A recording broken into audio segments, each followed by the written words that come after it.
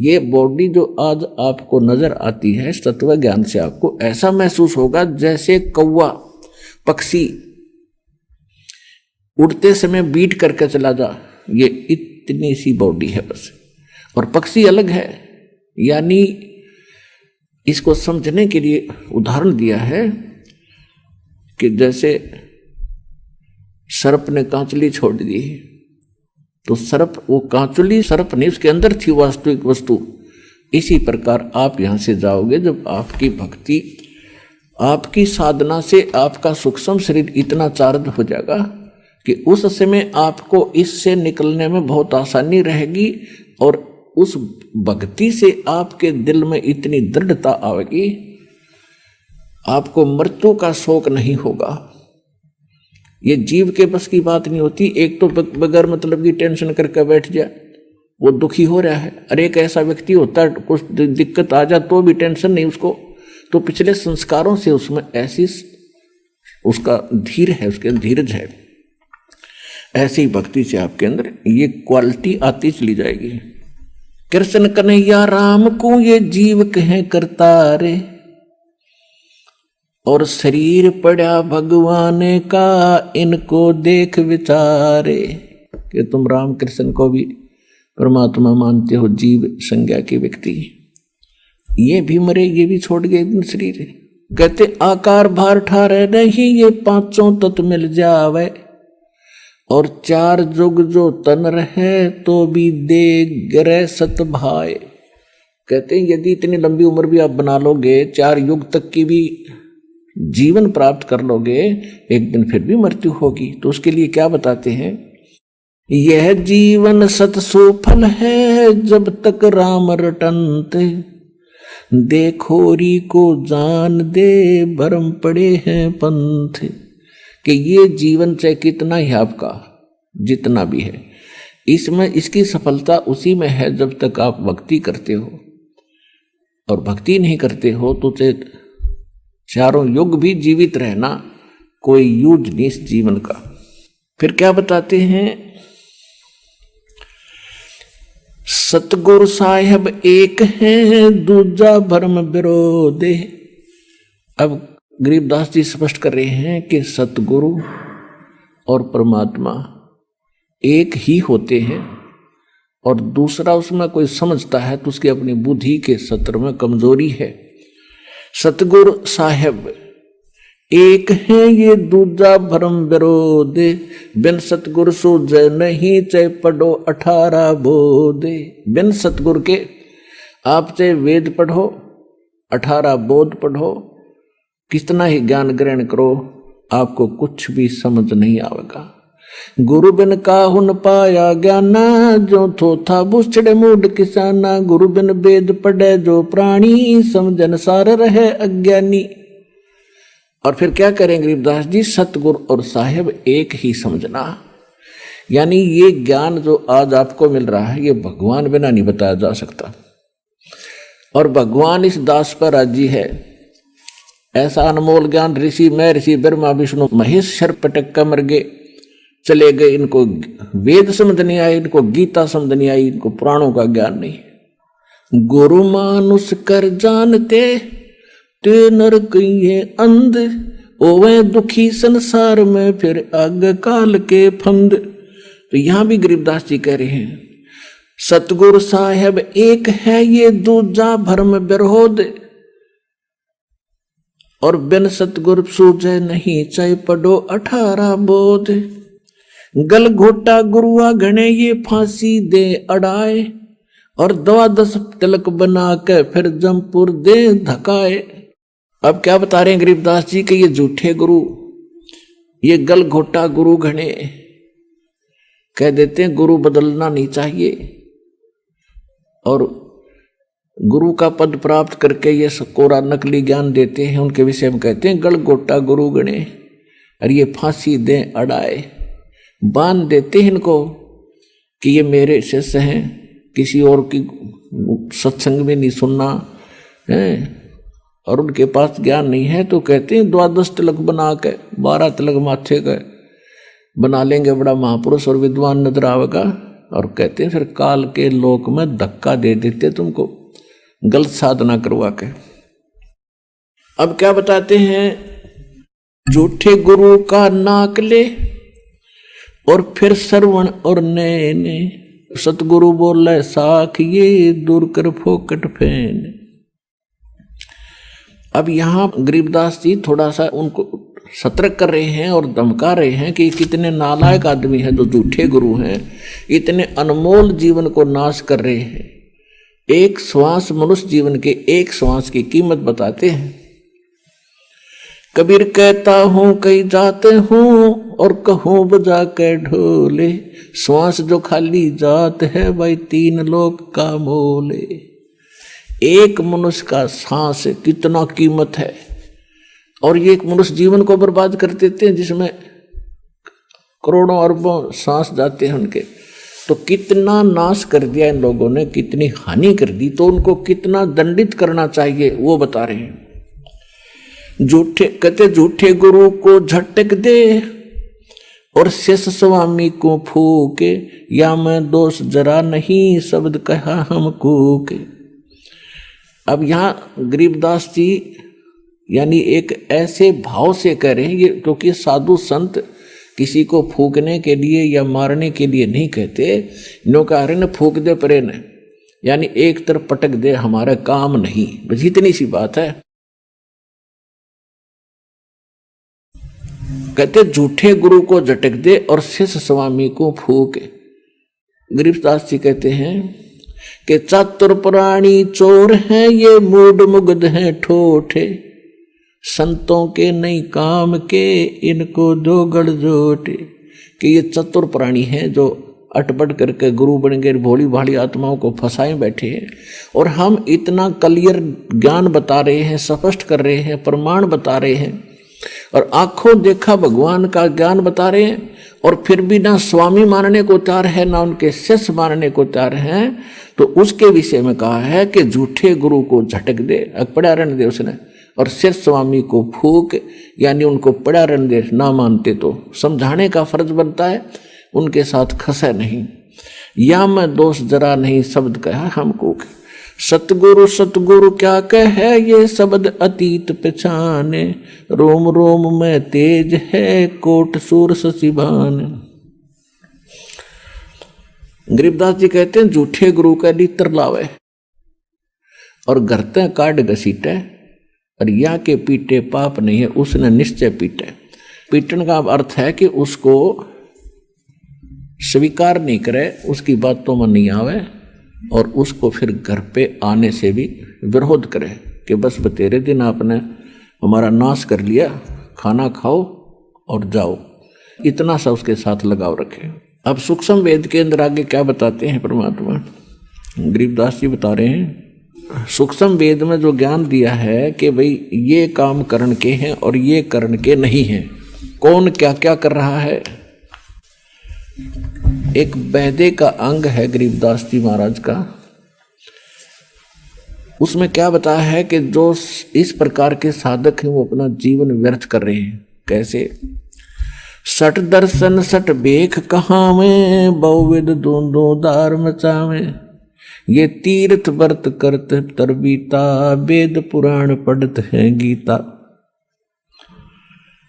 सट दर्शन ये 6 प्रकार के भेख हैं, जैसे कोई वैष्णव, कोई नाथ, कोई कनपाड़ा नाथ, कोई सन्यासी, गिरिपुरी।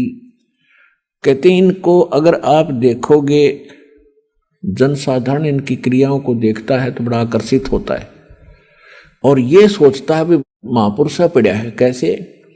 जैसे गर्मियों के दिनों में 5 धूने लगाकर बीच में बैठ जाता राख लपेट के। आम आदमी तो यूं समझा भी महात्मा के कमाल है। तो और फिर सर्दियों के दिनों में, जैसे सर्दियों के मौसम में एक टपाई के ऊपर एक मटका रखेंगे, उसमें सैकड़ों सुराख बना लेंगे, उसमें पानी डालने जाएंगे और नीचे बैठ जाएगा। पो के महीने में, जनवरी के महीने में आम आदमी तो वैसे ठुठ रहे, स्वेटर जर्सी पहने हुए भी सर्दी लग रही है और वो बैठा उस ठंड में नीचे। तो आम आदमी ने सोचा भी महात्माएं पड़ा है। परमात्मा कहते डंब करें डूंगर चढ़े ये अंतर झिन्नी झूले, जग जाने बंदगी करें ये बोवें सूल बबूल। ये तो डले ढोरे। अब क्या बताते, सट दर्शन सट भेष कहाँ में, और बहुविध दूंदो धार मचावे, तीर्थ व्रत करें तर बीता, ये वेद पुराण पढ़त हैं गीता। वेद पढ़े, पुराण पढ़े और गीता, और क्या कहेगा पता नहीं इनको। अब संस्कृत में घोट लिया, आरती की तरह बोल दिया, श्रोता अशिक्षित। इन्होंने सोचा महापुरुष है भाई, कमाल कर दिया इसने तो, संस्कृत बहुत आवे है। ओ हो बस क्या बात के नाम ले लो इस तरह। कक्का पता नहीं था। इस प्रकार के ड्रामाबाजी में हम मूर्ख बने रहे क्योंकि हमें स्वयं ज्ञान नहीं था। अब दास का उद्देश्य है कि आपको पारखू बनाऊं, ऐसा विद्वान बना दूं, चाहे ब्रह्मा विष्णु महेश आ जाए यहाँ पर, वो आपसे मुंह की खा कर जाएंगे इस ज्ञान के आधार से।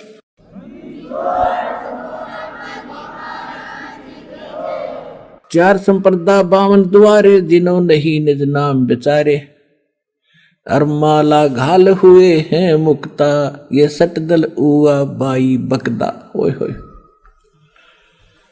4 संप्रदा 52 द्वारे, और जिन्हों नहीं निज नाम बेचारे।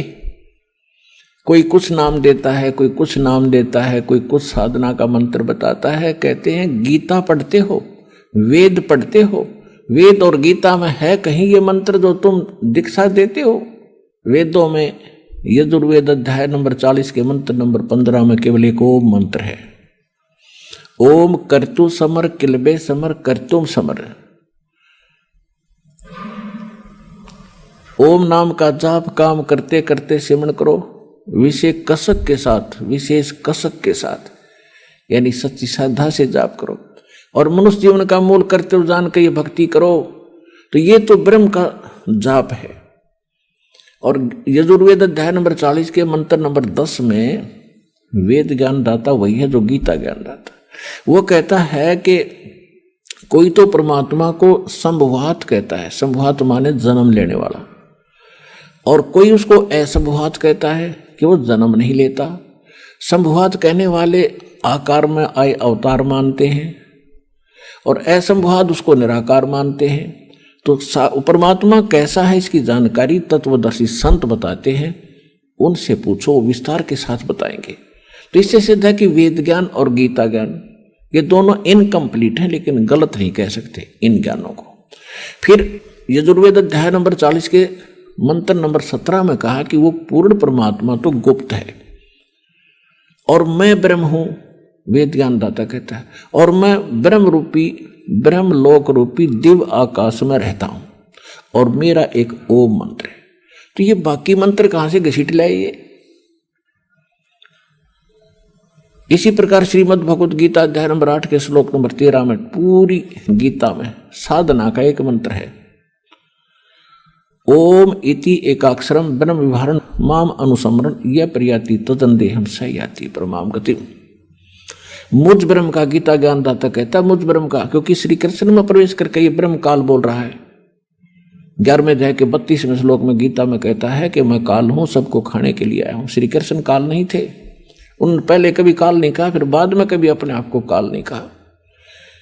श्री कृष्ण के शरीर में वो खुद बोल रहा था। तो ये कहता है मुझ ब्रह्म का केवल एक ओम मंत्र है, इसकी अंतिम सांस तक भक्ति करता हुआ जो जाता है वो मुझे इस ओम से प्राप्त होने वाली परम गति प्राप्त करता है।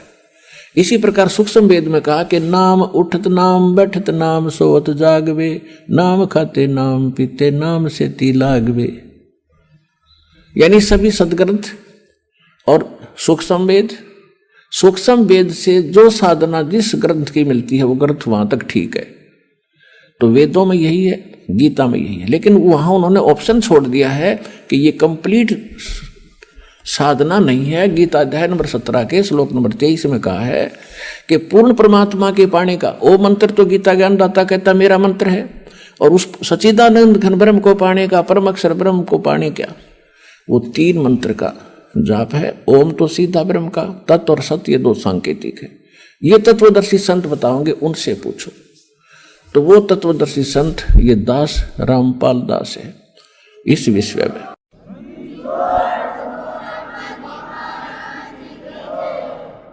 अब क्या बताते हैं, सठ दर्शन सठ भेख कहावे, बहुविध दो दो धार मचावे, तीर्थ व्रत करे तर बीता, वेद पुराण पढ़त है गीता। तीर्थों पे जाने का कहीं गीता में लिखा है? व्रत करने का गीता जी में लिखा है? नहीं लिखा है। छठे अध्याय के 16वें श्लोक में श्रीमद् भगवद गीता में तो ये प्रमाण दिया है, हे अर्जुन, ये योग यानी भक्ति साधना न तो अधिक खाने वाले की सफल होती है और न बिल्कुल ना खाने वाले यानी व्रत रखने वाले। जैसे एकादशी का व्रत रखते हैं तो उस दिन कुछ नहीं खाते, जल आचमन करते हैं, तो वो साधना गलत है, वेद गीता के विरुद्ध है। और तुम व्रत करते हो तो इसको कहते हैं, गीता अध्याय नंबर 16 के श्लोक नंबर 23 में कहा है कि शास्त्र विधि को त्याग कर जो मनमाना आचरण करते हैं उनको न तो कोई सुख होता है, न उनकी गति होती है, न ही उनको कोई सिद्धि प्राप्त होती है, अर्थात यूजलेस। तो यहाँ परमात्मा सूक्ष्म वेद में गरीबदास साहिब जी परमात्मा से प्राप्त ज्ञान के आधार से कह रहे हैं कि सठ दर्शन सठ भेख कहावें और बहुविध धुन धुन धार मचावें। वो देखो इनकी साधना बड़ी कठिन, अन्यों से चब डूंडा ठा रखा है न तय। और कहते तीर्थ व्रत करें तरबीता, और वेद पुराण पढ़े ये गीता। खाक पढ़ा फिर गीता को उन्होंने। 4 संप्रदा 52 दवारे, जिन्होंने ही निज नाम बेचारे। उन्होंने निज नामों को ऊपर कभी सोचा भी नहीं, देखा देखी जो गुरु ने दे दिया आगे वो देने लगे। ये साधना गलत थी। और माला घाले हुए हैं मुक्ता, 4 माला पैर करने सोचा हो गए पार। सट दल उआ बाई बकदा, उआ बाई बक क्या करते, इनको कोई ज्ञान नहीं था। श्री कृष्ण को सर्वेश्वर महेश्वर ब्रह्मा विष्णु महेश अजरो अमर हैं, इनके कोई माता पिता नहीं, इसको उआ बाई कहते हैं। अटबट बकवास करते थे ये। माला घाल हुए हैं मुक्ता, ये सट दल उआ बाई बकदा। बैरागी बैराग न जाने, बिन सतगुर नहीं चोट निशाने। ये बैरागी बन गए, घर छोड़ कर चले गए। कहते हैं बैरागी बैराग ना जाने और बिन सतगुर नहीं चोट निशाने। बिना सतगुर के ये ठीक ठिकाना नहीं मिल सकता, आपको सही ज्ञान वो नहीं प्राप्त हो सकता। 12 बाट बिटम बिलोरी, सठ दर्शन में भक्ति ठगोरी। इन सभी जितने भी अन्य पंथ बने हुए हैं इनमें सब ठगी की भक्ति है, यथार्थ भक्ति नहीं है, भ्रम भक्ति है। सन्यासी 10 नाम कहावे और शिव शिव करे नसन से जावे। निर्वाणी नीकच्छ निसारा, भूल गए वो ब्रह्म द्वारा। सन्यासी 10 नाम में सन्यासी कहते हैं शिव जी के भक्ति और शिव शिव करेंगे और संसार उनका समाप्त नहीं है। और कहते हैं निर्वाणी नीकच्छ निसारा, भूल गए वो ब्रह्म द्वारा। उनको ब्रह्म तक का भी ज्ञान कोई ना, ब्रह्मा विष्णु महेश तक भूले बैठे हैं। गीता अध्याय नंबर 7 के श्लोक 12 से लेकर 15 में यही कहा है कि तीनों गुण रजगुण ब्रह्मा सदगुण विष्णु तमगुण शिव जी की जो भक्ति करते हैं ये इन्हीं तक इनकी सीमित है बुद्धि है। ये मेरी भक्ति भी ना करते, गीता ज्ञानदाता ब्रह्म कहता है। और जिनका ज्ञान इन तीनों गुणों रजगुण ब्रह्मा सदगुण विष्णु तमगुण शिव जी से मिलने वाले इस क्षणिक लाभ पर स्थिर हो गया है, दृढ़ हो गया है, किसी की सुनते नहीं। वो राक्षस स्वभाव को धारण किए हुए मनुष्यों में नीच दूषित कर्म करने वाले मूर्ख मुझे भी नहीं बचते अर्जुन। तो यहां वही कह रहे हैं, परमात्मा यही कह रहे हैं, सन्यासी 10 नाम कहावे, शिव शिव करे नसन से जावे। निर्वाणी नीकच्छ निसारा, ये भूल गए हैं ब्रह्म द्वारा। ये ब्रह्म तक की साधना ना करते। सुन सन्यासी कुल कर्मनासी, भग में प्योंदी भूले धोंदी। छल छिद्र की भक्ति न कीजे, आगे जवाब कहो क्या दीजे। भरम कर्म भैरो को पूजे, सत शब्द साहेब ना सूझे। ये कोई भैरो को राग रहा है, किसी को पूज रहा है, कोई कुछ पूज रहा है। सत्य शब्द वो सच्चा नाम परमात्मा का किसी को नहीं सूझा, पता नहीं चला। माला मुक्ति कक्कड़ हुक्टी बाना, गौड़ी भांग भसोड़ी, ये भी बैदा है। बैदा माने व्यर्थ। जंगम जैनी फोकट फैनी नाम न चीन्या गुण गुरु गुणहीना नगन निराशा तनकू त्रासा पशु प्राणी समान समानी। कहते ये जैनी लोग घूम रहे हैं नंगे, कहते पशु पक्षी भी नंगे घूमते, फिर उनसे पहले तो उनकी मुक्ति हो जाएगी, जो जन्म से नंगे रहते हैं। नहीं, परमात्मा ने बुद्धि दी है, अपना जैसा उचित है वैसा कपड़ा ढक के और अपनी भक्ति करो। इंसान में कुछ शिष्टाचार होता है, उसको अपना कर रहो, सभ्यता से रहे। अब क्या बताते हैं, वेद पुराणी कथा कहानी पढ़ पढ़ भूले अर्थ न खुले। वेद पुराणों को पढ़ा, कथा कहानी सुना दी, उनमें वास्तविकता क्या अर्थ है, क्या उसका सारांश बनता है, ये उनसे खुले नहीं, निर्णय नहीं कर सके, जिस कारण से इन्होंने सत साधना ना करके और ड्रामा शुरू कर दिया। फिर क्या बताते हैं, बैरागी सन्यासी सेवड़े ये तन पर छार लगावे हैं, 500 नार 2500 लड़के धुंधु धार मचावे हैं। कंठी माला और मृगछाला ये सिर पे जटा रखावे हैं, ढोलक ताल झालरी पीटे फिर ताना री री गावे हैं। कहती है भक्ति है। बैरागी सन्यासी सेवड़े एक राख लपेट के घूम रहे हैं और फिर अंदर उनका कितना ज्यों का त्यों क्रोध और सभी बीमारी ज्यों की त्यों जमा है। जैसे सन्यास ले लिया, घर छोड़ दिया, बैरागी हो गए।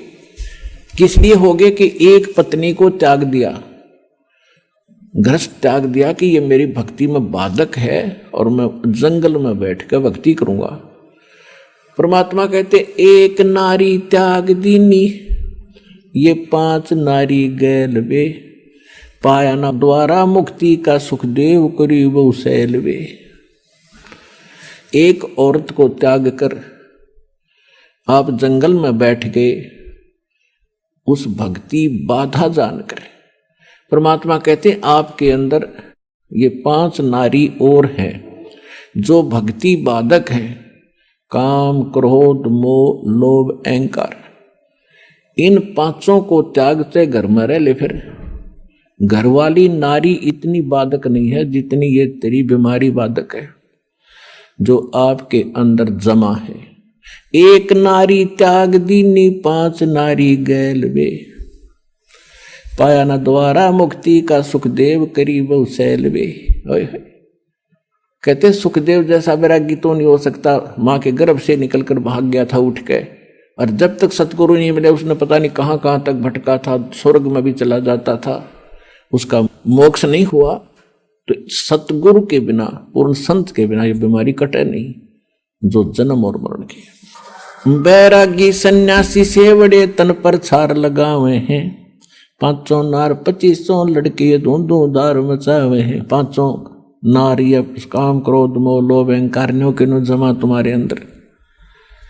कंठी माला और मृगछाला सिर पे जटा रखावे हैं, ढोलक ताल झालरी पीटे ये तो नारी री गावे हैं। ये माता का जागरण करेंगे या बेंजू बेंजू बांध कर फिर गीत गावेंगे, शब्द गावेंगे, ये कोई भक्ति है? अपने आत्मा हमने भक्ति का पता ही नहीं था। अब जैसे ये दास शुरू प्रारंभ में जब भक्ति मार्ग पर लगा तो इस यथार्थ भक्ति का प्रकाश नहीं था गरीबदास जी के पंथ में। वाणी शब्द वो बहुत गाया करते थे और जहाँ भी गाने ये सत्संग का आयोजन होता था तो वहाँ 5-4 अच्छे चुने हुए गायक लाए जाते थे जिनकी आवाज सुरीली हो। तो फिर पहले एक शुरू होता था, फिर कहते थे ना भाई ये तू सुना, आपकी आवाज कुछ बहुत बढ़िया है। फिर उसको लगाते, अरे भले आदमियों अब अकल काम अब करे जो भगवान ने दया बख्शी। अब जैसे किसी ने किसी को जाकर बता दिया कि भाई तेरे घर में चोरी होगी,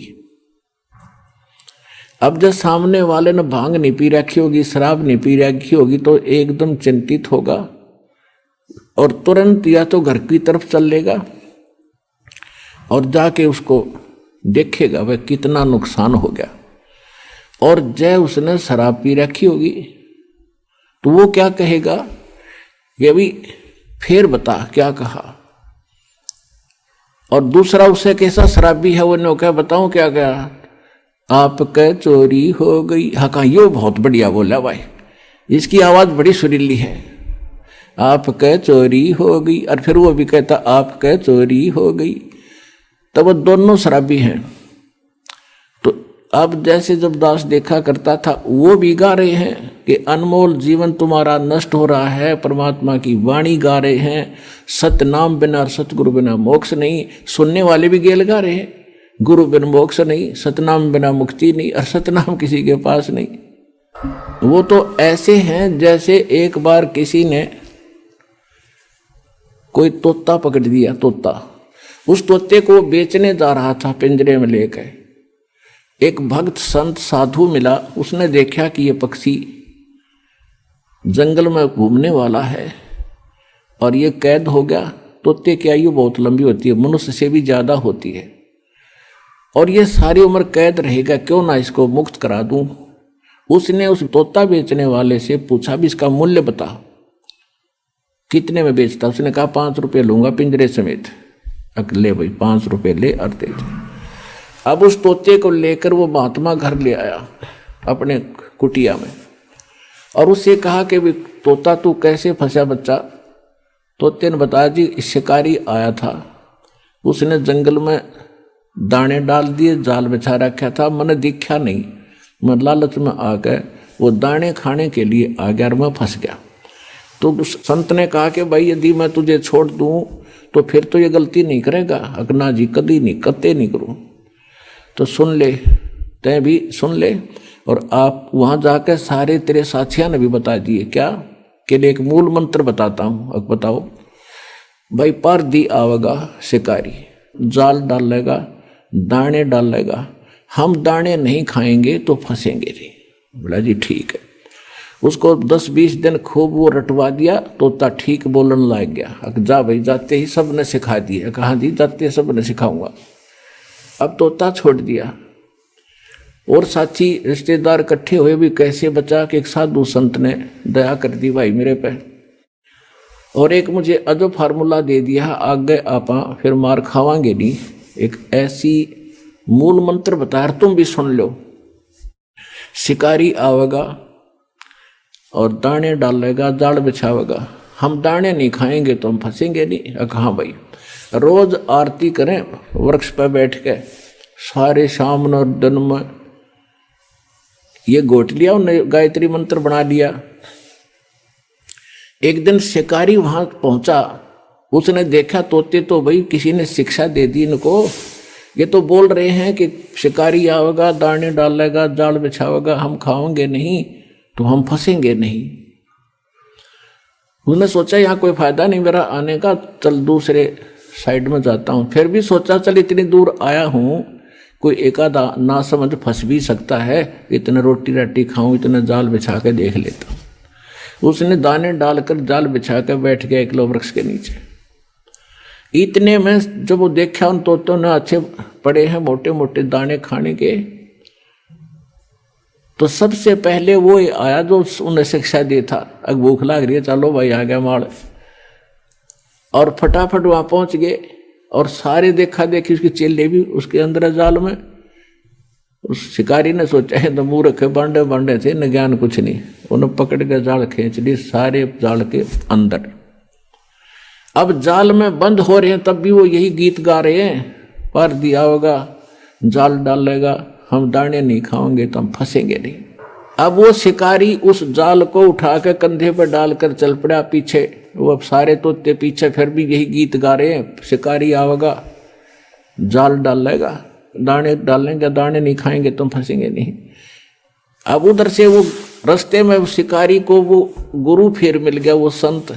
उसने देखा ये गायत्री मंत्र तो मेरा पढ़ रहे हैं, ये कुकर चक्कर पड़ा भाई सारा। उसने देखा को हो ये तो बेटी के बाप गांव गांव थे, इस बार असर नहीं करा इन्होंने। अब उस संत ने ऐसे ताली बजाई क्योंकि जब वो तोता घना बोला करता, जब वो पकड़ रखा था पिंजरे में और उसको सिखाया करता था, वो डटा नहीं डटे था। जब उसने ताली बजाकर वो क्या करता वो गुरुजी, तो उसने वो ताली ऐसे थैली बजाई, उसने देखा वो कोड वर्ड, अज्ञो तो गुरुजी खड़े हैं, उसने देखा सचमुच, तो गुरुजी ने कहा ऐसे संकेत किया कि ऐसे कर लो, मुर्दे जैसा स्वरूप बना लो। तो उस तोते ने आंखें पलट ली जैसे मर गया। तो चेले भी देखा करें थे जैसे वो करे, तो सारा ने ऐसे कर लिया। अब शिकारी ने सोचा है तो सारे मर गए भाई बेटी के बाप, तो उसने सारे पटक दिए उड़े, भाई क्यों बोझ मरता जाऊं इतनी दूरी, तो सारे इनकी आंखें पलट गई। शिकारी चला गया। जब गुरुजी आए, निकम्यो ये बातें कहने सुन की नहीं, ये कर पाड़न की है। तो पुण्यात्माओं इब्दास भेजा आपको संकेत बता रहा है कि गीत गान के नहीं, यू काम करने का है।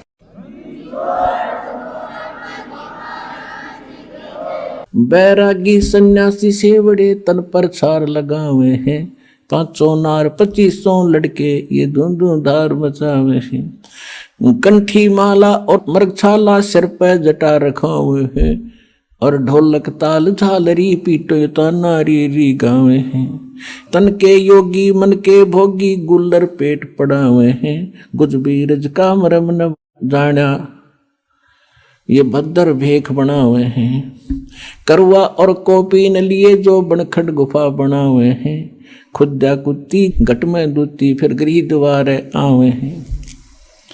अब क्या बताते हैं कि घर त्याग कर जंगल में जाकर बैठ गए।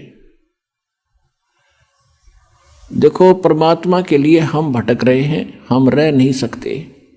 जब तक मालिक नहीं मिलेगा हमारी ये प्यास बुझ नहीं सकती, क्योंकि हम ऐसे सुख स्थान को छोड़कर इस कंगाल लोक में आ गए, या कोई वस्तु पूरी नहीं है। तो उसके लिए हम युगों से भटक रहे हैं, लेकिन साधना ठीक ना मिलने से हमारे वो बलिदान भी व्यर्थ गए। घर छोड़ना कोई छोटी बात नहीं है, बच्चों को त्यागना, लेकिन परमात्मा के लिए और प्रेरणा पाकर किसी संत साधु से घर भी त्याग दिया। अब जंगल में जाकर बैठ गया। अब बैठ तो गया, लेकिन भूख लगेगी, 1 दिन रोक लेगा भूख ने, 2 दिन रोक लेगा, फिर कहाँ आना पड़ेगा, गृहस्थी के द्वार पर आना पड़ेगा, और रोटी उससे भिक्षा लेकर फिर जंगल में जाएगा, वहाँ खावेगा, फिर सर्दी लगेगी कुटिया बनावेगा वर्षा से बचने के लिए, क्योंकि वैसे भक्ति हो नहीं सकती, कभी ओले गिर जा और कभी धूप सतावे, कभी वर्षा में भीग जा, तो उसके लिए झोपड़ी भी डालनी पड़ी। रोटी खाने के लिए कोई थोड़े बहुत पात्र भी इकट्ठे करने पड़े, कोई गिलास कटोरा थाली। तो परमात्मा कहते हैं कि डेरे डंडे खुश रहो ये खुसरे लेने मोक्ष, दरु प्रहलाद पार हो गए फिर गृहस्थी में क्या दोष। केले की कोपीन है जो केले की कोपीन है जो फूल पान फल खाही, नर का मुख नहीं देखते जो बस्ती निकट ना जाही। वो जंगल के रोज हैं जो मनुष्यों बिद के जाही, निस्तिन फरो उजाड़ मैनो परमात्मा पावे नाही। कहते वो तो जंगल के रोज हैं नील गाय, आदमियां देख को भाग जाओ जंगल में, अकम बस्ती के निकट नहीं जाते, फूल पत्ते खाकर गुजारा करते हैं, और तन पर केवल केले की कोपी यानी केले के पत्ते को गुप्तांग पर रखते हैं, इतने बैरागी हैं। परमात्मा कहते हैं भक्ति यदि सच्चा नाम सतनाम और सार नाम कंप्लीट कोर्स नहीं मिला तो कितना आडंबर कर ले, मोक्ष नहीं। और मोक्ष के लिए परमात्मा ने उदाहरण दिया कि स्वयं एक झोपड़ी बनाकर रहे, एक गृहस्थ आचार निर्वाह करके दिखाया कि परमात्मा ऐसे मिलेगा। अपना समय पर जो मालिक देता उसमें विश्वास करो, भक्ति करो, और अपने जहाँ सुविधाजनक है उसमें रहो एज इट इज। बाहर जाने के बाद आप देखते हो इनमें भांग पीण की बीमारी लग गए साधु संतों में। क्यों लगती है? क्योंकि घर त्याग कर चले गए भगवान के लिए प्रेरणा पा करके। अब जो गुरुजी हैं उनको मालूम है कि नया नया आया है, 5-10 महीने 2 महीने में इसको घर की याद सतावेगी, इसलिए उसको आदि कर देते हैं सुल्फा पैण की। भांग प्याण का कि यू यहाँ पड़ा रहेगा तेरे पास, ना तू भाग ना जा। और भांग पी के भक्ति हुआ कर दे, बकवादों के काम है ये। अन्यों को साधु संत तेन पिया करें, जहर पी लो ना साधु संत, अगर ये भांगे पीने से काम चल रहे थे बकवास करें। अब परमात्मा से प्राप्त ज्ञान को कैसे बताते हैं? मत दे दी है बाल में बैरे नू, मत दे दिए बाल में बैरे नू, मत दे दी है बाल में बैरे नू, मत दे दिए बाल में बैरे नू। अब ये आत्मा रो रही है, गरीबदास साहिब जी उसको कैसे चित्रार्थ कर रहे हैं। ये आत्मा अब रो रही है कि इस मन के साथ मेरा संयोग जोड़ दिया, जो केवल उल्टे काम में प्रसन्न रहता है और सही काम में ये दिक्कत पैदा करता है। अब जैसे आप फिल्म देखते थे, पहले तक कर नहीं देखते, फिल्म देखते थे तो 3-3 घंटे तक बैठे रहने आंख पाड़े, और पहले VCR ला कर 3-3 फिल्म 9-9 घंटे सारी रात देखे जाते। नो ऑब्जेक्शन, क्यों? मन तो बकवाद चाव है कि ये कर्म फोड़ ले किसी तरह अपना टाइम पास करके मनुष्य जीवन का, और निकल जाए कि इसमें तो फिर देखो इसने गधा कुत्ता बना के छोड़ देगा। तो यहाँ आत्मा कहती है कि ये, और भक्ति करे, मन यू चाव है भक्ति करे तो नकली करे। आप देखते हो दास भी जाया करता, देखा करता था, जाता भी था कि जहाँ हम जाते थे, सालासर जाते थे या कहीं और देखा करते थे, तो भगत श्रद्धालु पेट पलनियाँ चल कर जाते थे। अब कावड़ लेने जाते हैं, पैरों में छाले गिर जाते हैं, कितने कठिन प्रयत्न करते परमात्मा के लिए। अब साधना ठीक ना होने से तो पाप इकट्ठे करे सारे। और अब इसको सत भक्ति जब मिलती है तो एक मंत्र की माला करण में इसका मन कट्टा है, मन का ने सोचा फिर देखूंगा, और वो डले डोण में कती ना नो क्या फिर जाऊंगा। तो उल्टे काम इस पर कितने करवा लो, अच्छे काम में यो उल्टा चले। सत साधना जब इसको मिलती है तो आनाकानी करता है। अब पहले आपको जो ज्ञान प्राप्त था, कोई सोमवार का व्रत रखता था और उसको कोई कह दे कि शुक्रवार का बहुत बढ़िया व्रत हो, वो भी साच कर लेता शुरू। और अब कोई ये कहे कि ये सब बकवाद छोड़ दो, देखो ये प्रमाण गीता वेद पुराणों में और परमात्मा के बताए ज्ञान में, और ये साधना कर रहे। नो नो नो नो, ये थोड़ा वाक रहे, तुरंत नाट जाएगा, दूसरी बात सुनता नहीं। तो क्या कहते हैं? मैं तो दे दी है बाल में बैरे नू, मैं तो दे दिए बाल में बैरे नू। आत्मा कह रही है कि मैं तो इस मन के साथ जोड़ दी, और मन काल है, काल का एजेंट है, और आत्मा परमात्मा का अंश है। संसारी दी गल्ला चिन्ह, ये नहीं बुझे शब्द जो गहरे नू। संसारी दी गल्ला चिन्ह, नहीं बुझे शब्द जो गहरे नू। ये मुर्दों से ती प्रीत लगावे, ये भूल गए निज डेरे नू। मुर्दों से ती प्रीत लगावे, न जाने सतगुरु मेरे नू। मुर्दों से ती प्रीत लगावे, न जाने सतगुरु मेरे नू। मैं तो दे दी है बाल में बैरे नू, मैं तो दे दिए बाल में बैरे नू। श्वेत छतर सिर मुकुट बिराजे, देखत ना उस चेहरे नू। गरीबदास जी कह रहे हैं, मैं देख रहा हूं भगवान को, सिर पर मुकुट है, श्वेत छत्र है दाता के ऊपर। श्वेत छत्र सिर मुकुट विराजे, देखत ना उस चेहरे नू। ऊंची थड़ियां ये खेती बोवे, भूल गए निज डेरे नू। ऊंची थड़ियां खेती बोवे, ये भूल गए निज डेरे नू। मैं तो दे दी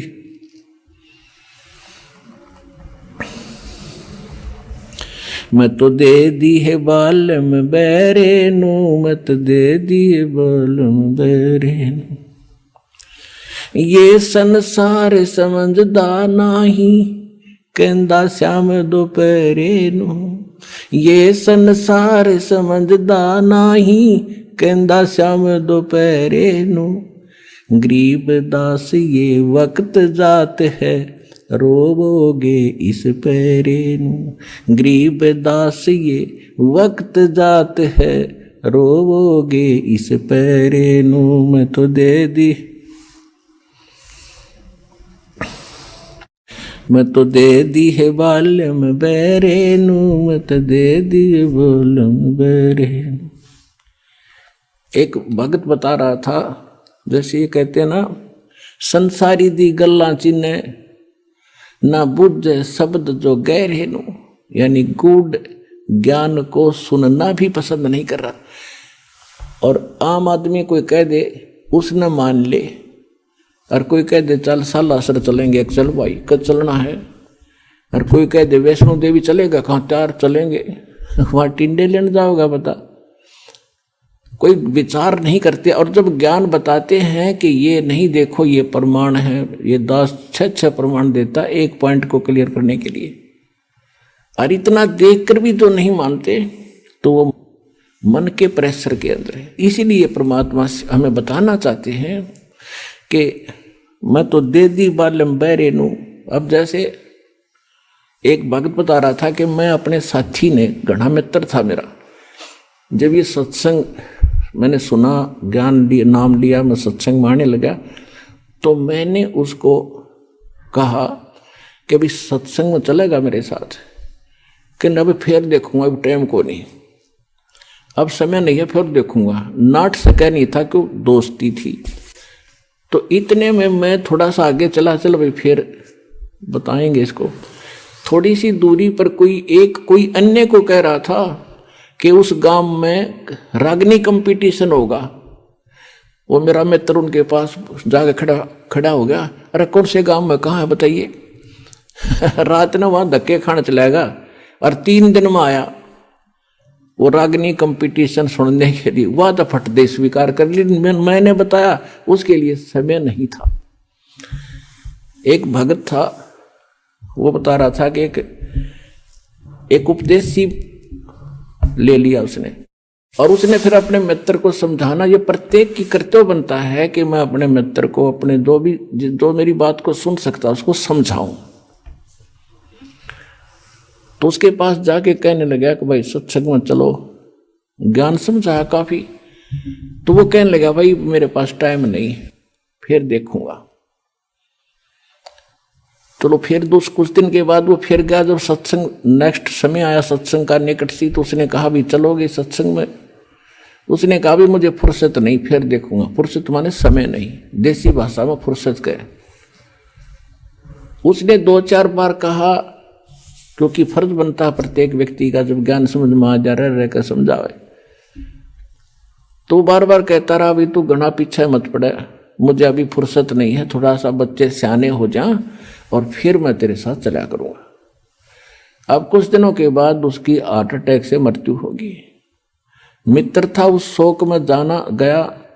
उसका जो अर्थी लेकर अंतिम संस्कार करने के लिए जा रहे थे, लोग बोल रहे थे राम नाम सत्य है, सत्य बोले गत है।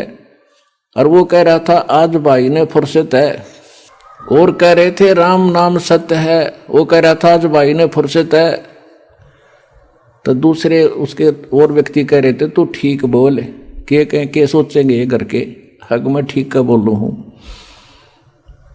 तो पुण्यात्मा, तो यहां क्या बता रहे हैं कि संसारी दी गल्ला चिन्ह नहीं बूझे शब्द जो गहरे नु, ये मुर्दों से ती प्रीत लगावे न जाने सतगुरु मेरे।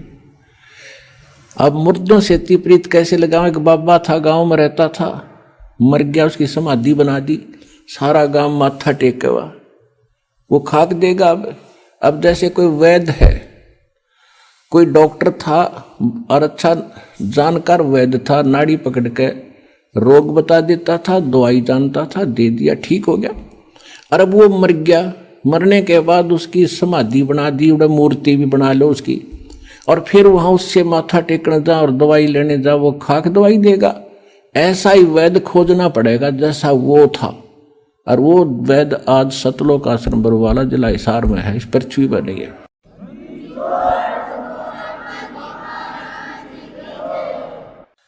अब क्या बताते हैं,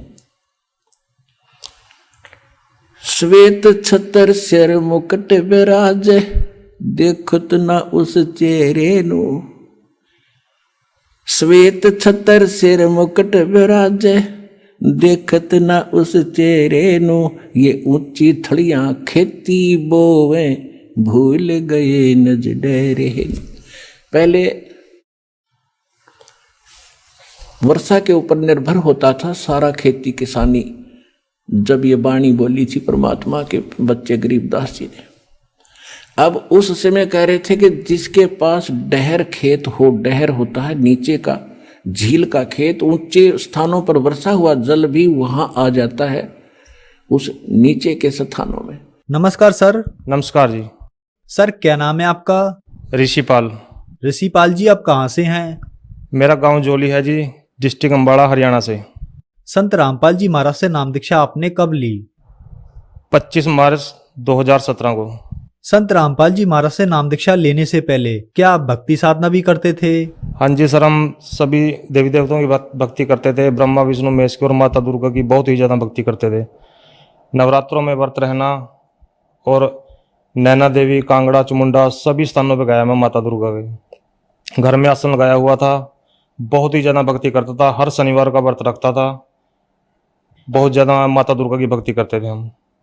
और पितृ पूजा सारा ही जो भी हिंदू धर्म में चली आ रही पूजाएं सभी करते थे। माता दुर्गा की बहुत ज़्यादा भक्ति करते थे।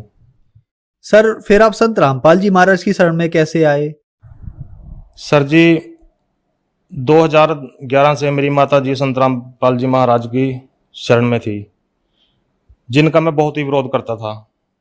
अपने गुरु जी का भी, संत रामपाल जी महाराज का बहुत विरोध करता था। इतना विरोध करता था कि मेरी माता जी जब सत्संग में जाती थी या कहीं भी जाती थी गुरु जी की शरण में, तो मैं बहुत भला बुरा बोलता था उनको। और मैं इतना तंग था, इतना नशा बहुत ज़्यादा करता था जी मैं। मेरी माता जी मेरे को बहुत समझाती थी कि बेटा तू छोड़ दे इसको और परमात्मा की शरण में आ जा, संत रामपाल जी महाराज की शरण में आ जा। लेकिन मैंने उनकी कभी नहीं मानी।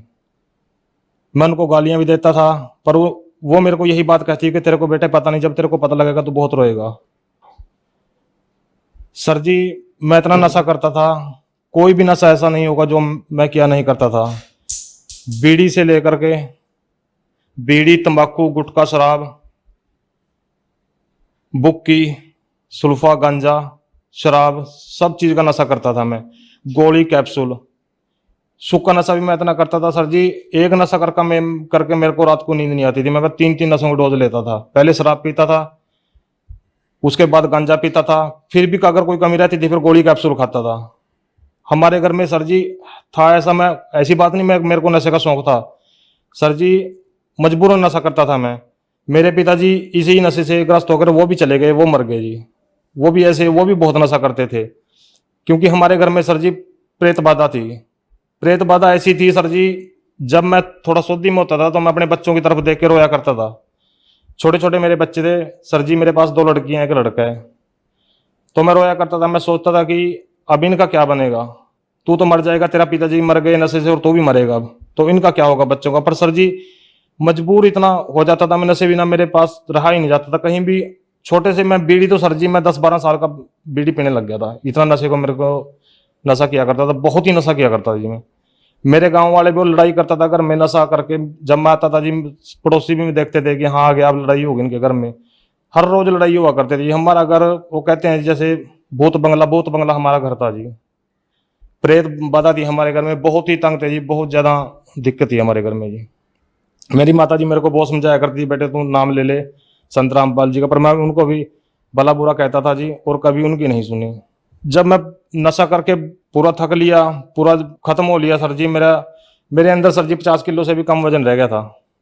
बहुत ही कमजोर हो गया था सर जी। मेरे को रात को अगर मैं पढ़ता था, रात को सुबह उठता था सर जी, मेरे को सारा पूरा शरीर मेरे को गिल्ला मिलता था, मेरे को रात को पसीना आता सर जी। और मेरे को प्रेत आत्मा बहुत तंग करती थी रात को, कई बार दर्शन देती थी। तो रात को भगत जी बहुत ही दबाव होता था मेरे ऊपर, नशे में, अगर नशे में थोड़ा सा नशे से बाहर हो गया तो तभी भगत जी मेरे ऊपर दबाव हो जाता था। तो फिर बहुत दिनों के पीछे भगत जी एक दिन परमपिता परमेश्वर संत रामपाल जी महाराज की कृपा हुई मुझ पर भगत जी। वो दिन पता नहीं परमात्मा की कौन सा मैंने कोई पुण्य कर्म किया होगा भगत जी, मेरे अंदर मेरी वो आत्मा रूपी सीप का मुंह खुला और मैंने अपनी माता से भगत जी संत रामपाल जी महाराज की पुस्तक ज्ञान गंगा ली, जो कि मेरी माता जी मुझे पहले भी कहती थी कि बेटा तू ये पुस्तक पढ़ ले। मैंने कभी नहीं पढ़ी, कई बार उसने मेरे को पुस्तक दी, मैंने ऐसे ही रख दी। दास का काम छोटा सा काम है, टायर सर्विस का काम करता है दास। मैं अपनी माता से वो पुस्तक ले गए, दुकान पे चला गया, वहां पे रख दी, 2-3 दिन वहां भी रखी रही वो। एक दिन मैं दोपहर में बेल रहा था, मैंने सोचा चल आज पुस्तक पढ़ के देखते हैं क्या है इसमें, क्योंकि मेरी माता जी भी बेचारी पढ़ती रहती थी पुस्तक बैठ के घर में, मैं देखा करता था उसको। तो मैंने वो पुस्तक खोल ली, पढ़ी वो पुस्तक। सर जी मैंने किसी का इंटरव्यू ना देखा था, ना ही किसी के पुस्तक में कोई इंटरव्यू जो उसमें लिखे हों वो भी नहीं मैंने पढ़े थे। मैंने सिर्फ पुस्तक ज्ञान गंगा पुस्तक का पेज खोला और उसको पढ़ना शुरू किया। 4-5 पेज ही मैंने पढ़े सर जी। सर जी मेरी दुकान में कोई भी स्थान ऐसा नहीं था जहां बीड़ी का बंडल और माचिस ना मिला थी। मेरे मुंह में सारी 24 घंटे बीड़ी लगी रहा थी जी। तो मैंने सर जी बीड़ी हाथ में ले रखी थी और पुस्तक आगे दी सर जी। जब मैंने पुस्तक पढ़ी तो मैंने वो बीड़ी का मेरा स्वाद बिगड़ गया सर जी। मैंने बीड़ी घेर दी सर जी, मेरे पास बीड़ी नहीं पी गई। तो सर जी मैंने पुस्तक 1-2 पेज पढ़ा, बंद कर दी, घर आ गया जी। 3 दिन ऐसे ही चला भगत जी। तीसरे दिन मैंने पुस्तक वादी के करीब पुस्तक मैंने पढ़ ली, तो भगत जी मेरे से रहा नहीं गया। मैंने मेरे मामा जी हैं जो उन्होंने भी संत रामपाल जी महाराज के से नाम दीक्षा ली हुई है, मैंने उनके पास फोन किया और अपनी माता जी को कहा कि मैं नाम लेना चाहता हूँ। तो उन्होंने कहा कि आ जाओ। मैं अपने मामा जी के पास गया, वो मेरे को लेकर कुरुक्षेत्र गए। वहां पे जाकर मैंने संत रामपाल जी महाराज से नाम दीक्षा ली। संत रामपाल जी महाराज से नाम दीक्षा लेने के बाद क्या आपको लाभ भी प्राप्त हुए? सर जी बहुत लाभ प्राप्त हुए, बहुत ज्यादा जी। एक तो सर जी मेरी पत्नी थी, जब से हमारी शादी हुई थी वो बीमार ही थी जी। उसको 2-2 महीने सर मैं अस्पतालों में उठा के फिरता था, उसको तेजाब बनता था, उसको छाती में बहुत ज्यादा तेजाब बनता। अगर वो पानी भी पीती थी उसका भी तेजाब ही बनता जी, उसका कोई बेनिफिट नहीं था उसको खाने का पीने का कहीं का भी। तो सर जी 2-2 महीने में अस्पतालों में रहता था जी अपनी पत्नी के साथ। तो सर जी सतगुरु रामपाल जी महाराज से नाम दीक्षा लेने के बाद वो बिल्कुल सही है। उसने भी जैसे वो मैंने नाम लिया वो सही हुई, उसने भी सर जी फिर दीक्षा लिया, वो भी परमात्मा की शरण में है, संत रामपाल जी महाराज की शरण में है। दूसरा सर जी जो हमारे घर में प्रेत बाधा थी सर जी वो बिल्कुल खत्म है। पहले हमारा घर सर जी नरक था, हमारे घर में सर जी बिल्कुल भी कोई सर जी रिश्तेदार भी नहीं आता था हमारा, कि कहते भूत भूत बंगला। हर समय लड़ाई पड़ती थी सर जी, हर समय मैं बोलता रहता था, कभी नहीं माता जी के साथ, कभी नहीं पत्नी के साथ सर जी। तो अब बिल्कुल सही है सर जी, कोई प्रेत बाधा नहीं है, बहुत ही अच्छा जीवन जी रहे हैं सर जी। परमात्मा की सतगुरु रामपाल जी महाराज की इतनी कृपा है। पहले सर जी मैं दुकान पे 12-12 बजे तक सर जी रात को काम करता था और जेब में 10 रुपए भी नहीं सर जी कभी निकलते थे मेरी, इतना बुरा हाल था मेरा सर जी। और अब परमात्मा की दया से सर जी मैं हर तरह से, आर्थिक स्थिति मेरी इतनी कमजोर थी सर जी, बहुत ही ज्यादा। 10-10 रुपए सर जी मैं से तंग रहता था। अपनी जैसे दवाई चलती थी पत्नी की मेरी, तो भगत जी बहुत दिक्कत आती थी। अब भगत जी परमात्मा, ना ही मेरे घर में कोई बीमारी है, मैं बहुत ही बढ़िया जीवन जी रहा हूँ सर जी। किसी तरह से कोई परेशानी नहीं है, प्रेत बाधा नहीं है। और सर जी सबसे बड़ा लाभ ये मिला है सर जी कि जिस परमात्मा को पाने के लिए साधु संतों ने शरीर गाड़ दिए और राजे महाराजाओं ने अपने राज छोड़े हैं सर जी, उस परमात्मा की जानकारी मेरे को मिली संत रामपाल जी महाराज के माध्यम से, जो कि खुद कबीर साहब जी आए हुए हैं संत रामपाल जी महाराज के चोले में। जिस दिन से मैंने संत रामपाल जी महाराज से दीक्षा ली सर जी, नशा मेरा बिल्कुल खत्म है। मेरे को पहले मैं इतना नशा करता, अब सर जी मेरे को बीड़ी पीने वाले के पास भी नहीं मैं खड़ता जी, मेरे को खड़ा ही नहीं जाता थी। धुआं भी इतना चंद्रा लगता है बहुत ज्यादा। और मैं किसी भी तरह का कोई नशा नहीं करता, बहुत ही बढ़िया जीवन जी रहा हूँ सर जी। सर जी जो प्रेत बाधा थी मेरे घर में वो भी दूर होगी और आर्थिक स्थिति बहुत सही होगी पहले से। पहले खेत में कुछ भी सर जी, लोगों को खेतों में फसलें हुआ करती थी, मेरे खेत में अडंगा जामता था जी। अब बिल्कुल सही है जी, मेरे खेत में बढ़िया फसल होती है जी, बढ़िया मेरा काम चल रहा है, बिल्कुल सही है जी, परमात्मा की बहुत दया है। सर हम आपसे यहाँ एक बात जानना चाहेंगे कि आपने बताया कि आप बीड़ी सिगरेट शराब आप इतने नशे करते थे कि हमें यहाँ गिनाना भी मुश्किल हो जाएगा। नशे में आपके पिताजी की मृत्यु हो गई और आपने भी ये सोच रखा था कि मेरी मृत्यु भी इसी नशे में हो जाएगी, मेरा नशा नहीं छूट पाएगा। फिर आप संत रामपाल जी महाराज की शरण में आए, आपका नशा छूट गया। तो सर संत रामपाल जी महाराज ने आपको ऐसी कौन सी भक्ति दवाई दी जिससे आपका नशा एकदम से छूट गया? सर जी नशे की दवाइयाँ मैंने पहले भी बहुत खाई, बहुत ही प्रयत्न करूँ था। मैं रोता था सर जी, जब मेरे को सोच आती थी मैं अपने बच्चों की तरफ देख के रोता था कि तेरा क्या बनेगा, अब तू मर जाएगा, तेरे बच्चों को कौन देखेगा। पर सर जी मेरा नशा नहीं छूटा, मैंने हर तरह से प्रयत्न किया जी। तो संत रामपाल जी महाराज की शरण मैंने के जो मंत्र देते हैं जी, जो संत रामपाल जी महाराज मंत्र देते हैं, उन मंत्रों में इतनी शक्ति है कि अगर उन मंत्रों को ग्रहण करते हैं तो नशे के पास इंसान जा ही नहीं सकता। ये मेरा पक्का तजुर्बा है जी। क्योंकि सर जी मैं ये सोचता हूँ, मेरा पक्का तजुर्बा है कि जैसे अगर मैं सुधर गया नशे से तो कोई भी सुधर सकता है, क्योंकि मेरे से ज्यादा नशा मैं नहीं करता, कोई करता होगा जी। ये बात मैं नहीं कह रहा, मेरे गांव वालों से अब भी जिन रिश्तेदारों ने मैं देखा नहीं हूँ जी, उसके बाद जो मान लो फोन पे ही ऐसी बात चलती है, वो मानते नहीं इस बात को जी। 24 घंटे मेरे बैग में, मोटरसाइकिल के बैग में, थैले में शराब की बोतल होया करती थी जी, और सुल्फा गांजा 24 घंटे मेरे पास मिलता था। अब मैं बिल्कुल भी किसी तरह का भी नशा नहीं करता। ये सारा ही किया दरा संत रामपाल जी महाराज का है, जिन्होंने मैं इस नरक से निकाला मेरे को। देखो नशा ऐसे नशा नहीं छोड़ सकता, सरकार भी नशा छुड़ाने के लिए इतना प्रयत्न करती है, इतना पैसा खर्च करती है, पर नशा नहीं छोड़ सकता। क्योंकि जब तक ये अंदर काल रूपी मन बैठा है, जब तक ये नहीं हटेगा अंदर से, ये मन ही नहीं करेगा नशे के लिए, नशा नहीं छोड़ सकता। और ये मन नहीं तब करेगा जब संत रामपाल जी महाराज की शरण में आएंगे, क्योंकि यही वो सुप्रीम पावर है, यही वो परमात्मा है जो नशे से इंसान को निकाल सकते हैं। नहीं तो नशे से, मेरे पिताजी सर्विस में थे, पढ़े लिखे थे, मैं तो इतना पढ़ा लिखा नहीं, मेरे पिताजी पढ़े लिखे भी थे, सर्विस में भी थे, हम उनके बच्चे थे, वो भी रोते थे हमको देख के जी कि ये मैं मर जाऊंगा, मेरे बच्चों का क्या होगा। पर सर जी वो मर ही गए, नशा नहीं उनके पास छूटा जी। डॉक्टरों ने भी जोर लगा लिया, उनको करते करते उनको टीबी की बीमारी हो गई थी सर जी। डॉक्टरों ने इतना जोर लगाया कि बीड़ी छोड़ दे सर जी, वो बीड़ी भी नहीं छोड़ सकते, शराब तो कहाँ छोड़ देंगे, बीड़ी भी नहीं वो छोड़ सके सर जी, वो मर के निकले। तो संत रामपाल जी महाराज ही इस नशे से छुटकारा दिला सकते हैं, नहीं संसार में कोई ऐसी दूसरी पावर नहीं है जो इस नशे से बाहर निकाल सकती है इंसान को। आज कई चैनलों पे संत रामपाल जी महाराज के सत्संग आता है, उसके नीचे पीली पट्टी चलती है, उस पर नंबर है, उनसे कॉन्टेक्ट करके संत रामपाल जी महाराज से नाम दीक्षा ले सकते हैं। धन्यवाद सर। सत साहिब जी।